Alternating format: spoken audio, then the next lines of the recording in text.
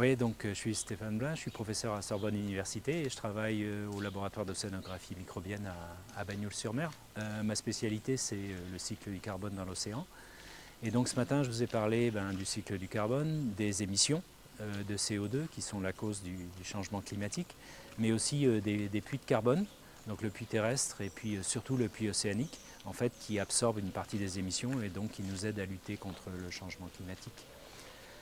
Je vous ai également un petit peu parlé des projets qu'il peut y avoir d'utiliser ces puits de carbone, de les modifier pour essayer de lutter contre le changement climatique et donc de discuter un petit peu de l'aspect est-ce que c'est faisable et est-ce que c'est raisonnable de modifier les puits de carbone. Et est-ce que je peux vous demander si vous êtes plutôt optimiste ou plutôt pessimiste sur le devenir de ces puits de carbone, étant donné l'importance qu'ils ont dans l'avenir de la planète? Bon, on va dire qu'on n'a pas trop le choix, je pense qu'il faut être optimiste. Donc les puits de carbone, la première chose à faire, c'est évidemment de conserver ceux qui existent. Donc ça passe par de la protection de ces puits de carbone.